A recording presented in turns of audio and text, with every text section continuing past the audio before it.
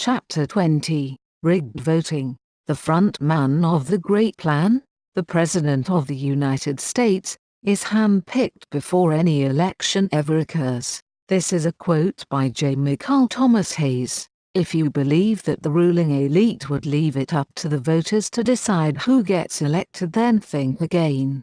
Mini Press News Desk reported in April 2016 that the United States elections are rigged and that voting is used to pacify the public. In an interview with RT America, Dr. Ron Paul said that the American electoral system is rigged to keep independent thinkers from succeeding.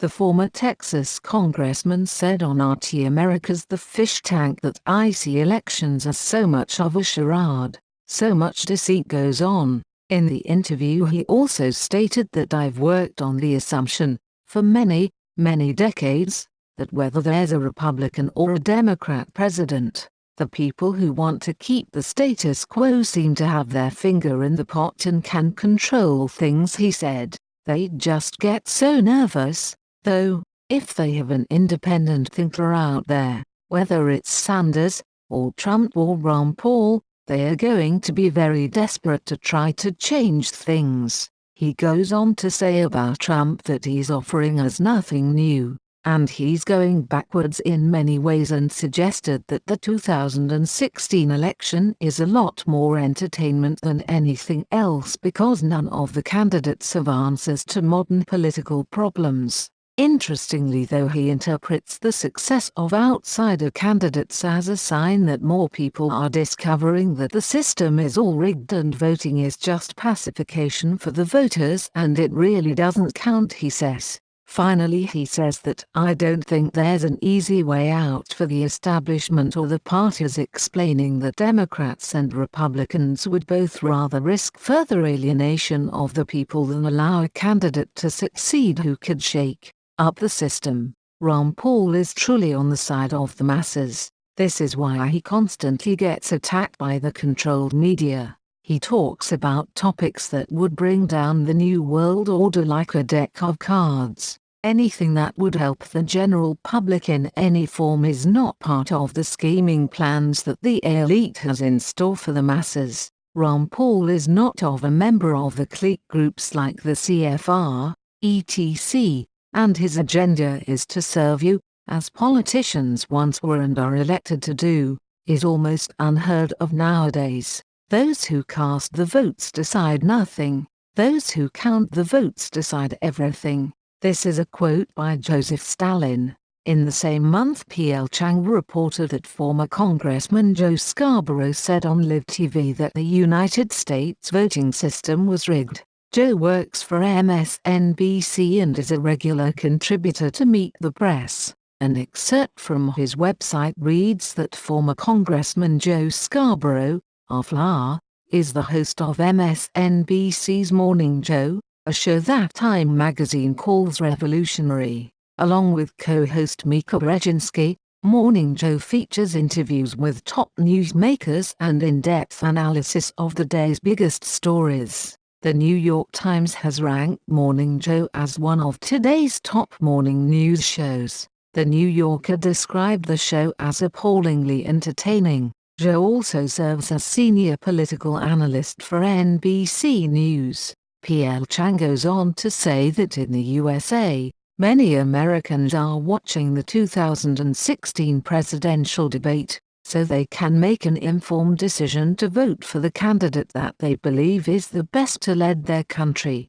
What most Americans do not realize is that all presidential candidates are actors applying for a job of a corporation called the United States. After being hired, they are trained to be professional actors and liars, so that they can fool the American people to support the United States, Inc., and help spread its franchise throughout the world. Like any corporate employee, when a presidential candidate wins an election and is sworn into office, he or she becomes an employee of the United States, a federal corporation. He encourages people not to vote at all in order to change the corrupt and ineffective system. Well said, P.L. Chang. In March 2016, It was reported on humansarafree.com that a computer programmer had testified under oath that he coded computers to rig elections. Computer systems have no paper trail.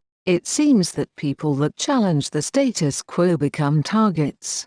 Remember Trump talking about election fraud? In February 2016, Hillary Clinton declared herself the winner of the Democratic Party in Iowa.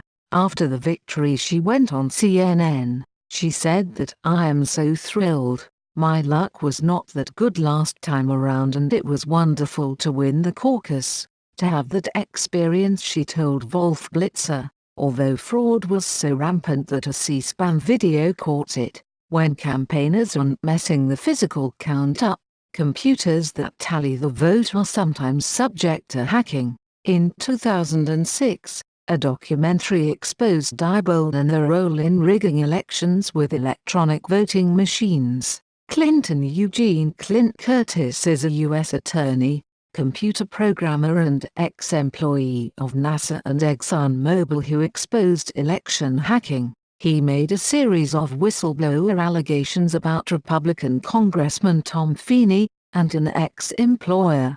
This included an allegation that in the year 2000, Feeney and Yang Enterprises requested Curtis's assistance in a scheme to steal votes by inserting fraudulent code into touchscreen voting systems. He testified under oath in front of the United States House Judiciary members in Ohio. He tells the members how he was hired by Congressman Tom Feeney in 2000 to build a prototype software package that would secretly rig an election to sway the result 51-49 to a specified side. Mentioning Hillary Clinton earlier, it was reported in August 2016 by Heats.com that 6 anti-Clinton activists had been murdered or died in mysterious circumstances over the course of a single month.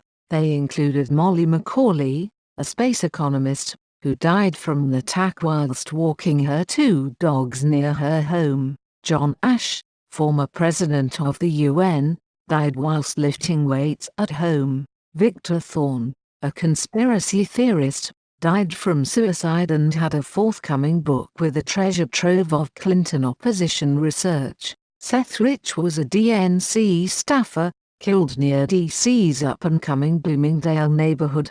Joe Montano, an aide to Democratic VP nominee Tim Kaine, died of a heart attack in his home. Sean Lucas, the lead attorney and process server in a fraud case against the DNC filed by Sanders supporters, died on his bathroom floor. Make of these events what you will. On the 6th of December, 2016, InfoWars reported that Donald Trump's Wisconsin recount after being elected was up by 70,000 votes with the potential for even more. This nicely proved his point that he would gain votes if there was a recount.